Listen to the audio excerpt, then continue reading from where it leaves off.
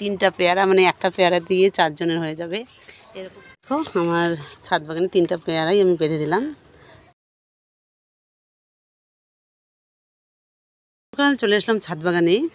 তো তোমাদের সবাইকে আমার ছাদ বাগানে স্বাগত। আজকে তোমাদের একটা সুন্দর দেখাবো, সেটা হলো আমার ছাদ বাগানে যে বিশাল বিশাল আকারের পেয়ারাগুলো হয়েছে। তো সেই পেয়ারাগুলো আমি করে বেঁধে দেবো। তো কীভাবে বেঁধে দিই সেটা আগে দেখাই, তারপর আমি ছাদ বাগানে কী কী করি সেটা তোমাদের দেখাবো। তো আসসালামু আলাইকুম, বলছি তোমরা সবাই ভালো আছো? তো আমিও ভালো আছি। আজকে একটা নতুন ভিডিও নিয়ে তোমাদের সামনে হাজির হলাম। তো চলো আগে আমি তোমাদের দেখাই বিশাল আকারের পেয়ারাগুলো। তো এই দেখো মাশাআল্লাহ অনেক বড় হয়েছে। তো ক্যামেরা একটু বেশি সবুজ দেখা যাচ্ছে, কিন্তু অতটা সবুজ নেই না। তো এই যে পেয়ারাগুলো আমি এখন ঢেকে দেবো, কারণ এগুলো খাওয়ার মতো প্রায় হয়েই যাচ্ছে। তো এগুলো আমি একটা সুতি কাপড় দিয়ে ঢেকে দেবো, তাহলে কালারটা আরও সাদা সাদা আসবে, তখন পেয়ারাটা বেশি টেস্টি হবে। তো এখানে দেখো বিশাল আকারের 3টা পেয়ারা, মানে একটা পেয়ারা দিয়ে 4 জনের হয়ে যাবে এরকম টাইপের পেয়ারাগুলো হয়েছে। তো খুবই ভালো লাগছে দেখে, এখন খাওয়ার মতো হয়ে গেছে প্রায়। তো এটা এবার সুতি কাপড় দিয়ে ঢেকে দেবো। আর নিচে আছে 3টা, এই যে দেখো ছোট্ট ছোট্ট, বেশি বড় হয়নি এখনও। এই যে তোমাদের দেখাই, তো এই যে। তো চলো আমি এবার সুতি কাপড়টা কীভাবে তৈরি করি এটা বেঁধে দেওয়ার জন্য তোমাদের একটু দেখাচ্ছি। তো এই যে দেখতে পাচ্ছ, একটা আমি সুতি কাপড় নিয়েছি বড় ধরনের। তো এটা আমি এবার কেটে নেব ওই পেয়ারাটা বেঁধে দেওয়ার জন্য। আমি তোমাদের আগের ভিডিওটা বলেছি যে আমি পেয়ারাটা কীভাবে বাঁধবো তোমাদের সঙ্গে একটু শেয়ার করব। তো এই যে এরকম সাইজ করে নিয়ে, যেহেতু আমি মুড়িয়ে দেব সেহেতু একটু কাপড়টা লাগবে আমাকে বাঁধার জন্য।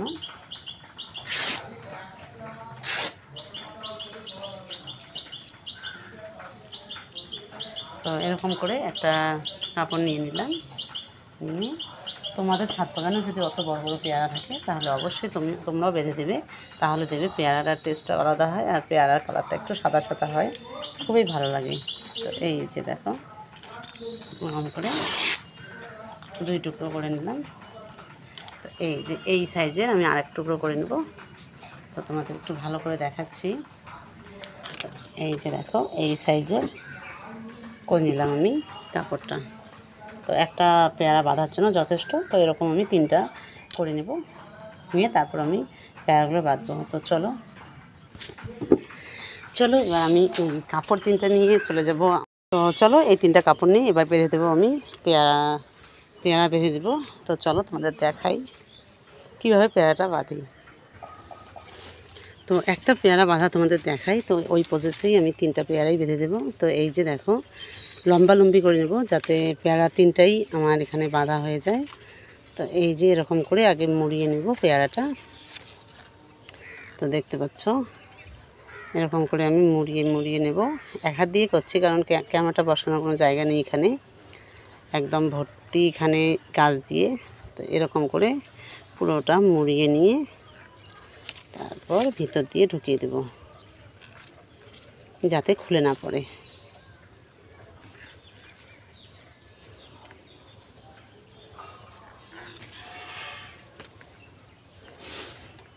তো দেখো একদম কভার হয়ে গেল কাপড়টা। আমি এত মানে স্কার্ট সাইজ করে নিয়েছি, তো কাপড়টা একদম কভার হয়ে গেল। তো এরকম করে আমি 3টাই করে নেব।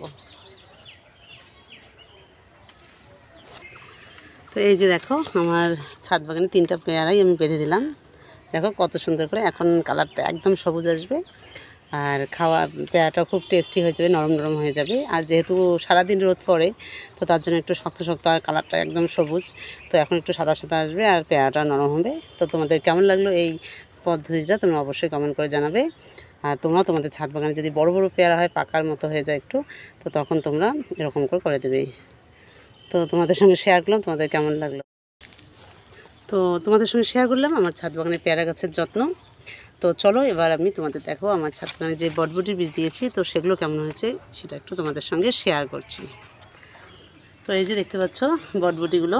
তো যেহেতু কালকে খুব বৃষ্টি হয়েছে, বাতাসও হয়েছে, তো এই জন্য একটু হেলে গেছে সব বটবটির গাছগুলো। তো এগুলো একটু আমি যত্ন করে নিব। অনেক লম্বা হয়ে গেছে, মানে মাচাতে উঠে যাবে আর কদিন পরেই।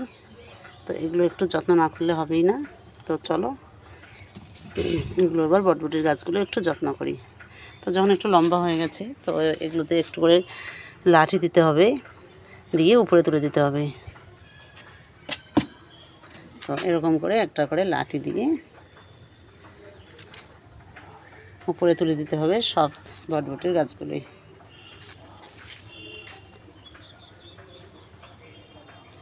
তো এই যে হয়ে গেল, এবার এটা আমি বেঁধে দেব।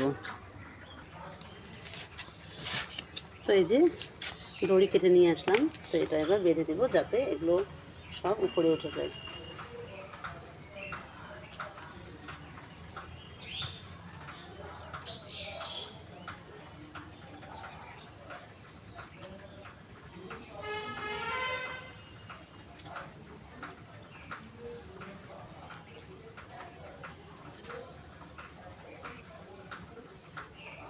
তো এই যে বেঁধে দিলাম। তো এরকম করে সব এক এক করে বেঁধে দেবো।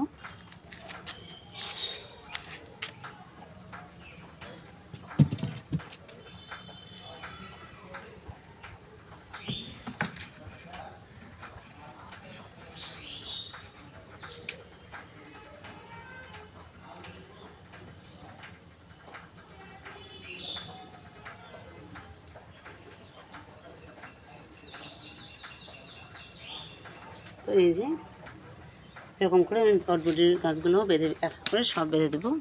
তো তোমরাও তোমাদের গাছ ছাদ বাগানে এরকম করবে, তাহলে দেখবে বটবটির গাছগুলো আর হেলে থাকবে না। আর বটবটির গাছগুলো খুবই নরম হয়, ওই জন্য হেলে থাকে। তো আমি এগুলো সব করে দেবো। তো ফাইনালি হয়ে গেল বটবটির বীজগুলো লাঠি দিয়ে দাঁড়িয়ে দেওয়া।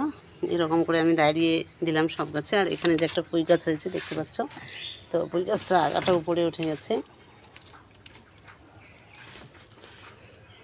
তো এই যে দেখো পুঁই গাছের পাতাগুলো দেখো, এগুলো পুরনো হয়ে গেছে, সব পাতাই পুরনো হয়ে গেছে। আর এদিকে দেখো নতুন করে পাতা হচ্ছে পুঁই শাকের। তো আমি আবার নতুন করে পুঁই শাক দেবো, একটা গাছেই আছে পুঁই শাকের। তো এখানে আবার নতুন করে পুঁই শাক দেবো বেডটাতে। আর এখানে এইটা দেখতে পাচ্ছ, এটা হলো একটা জামরুলের গাছ। তো দেখো পাতাগুলো কত সুন্দর। তো মাশাআল্লাহ এখনও আসেনি, তো জানি না কতদিন আসবে। তো গাছটা খুব সুন্দর হয়েছে, দেখো একদম ঝাঁকড়া হয়েছে গাছটা, বড় বেটে দিয়েছি, খুব সুন্দর হয়েছে। তো আজকের ভিডিওটা আমি এখানেই শেষ করছি, তোমাদের সঙ্গে শেয়ার করলাম পেয়ারা গাছের যত্ন। আর তোমাদের দেখালাম আমার ছাদ বাগানে যে বিশাল আকারের পেয়ারাগুলো হয়েছে, সেগুলো তোমাদের সঙ্গে শেয়ার করলাম। তো তোমাদের কেমন লাগলো অবশ্যই কমেন্ট করে জানাবে। আর তোমাদের কাছে একটাই রিকোয়েস্ট, যারা আমার চ্যানেল নতুন দেখো তারা অবশ্যই আমার চ্যানেলটা সাবস্ক্রাইব করবে, আর যারা অলরেডি সাবস্ক্রাইব করেছো তাদের অসংখ্য ভালোবাসা। তো আজকের ভিডিওটা এখানেই শেষ করছি, তোমরা সবাই ভালো থেকো, সুস্থ থেকো।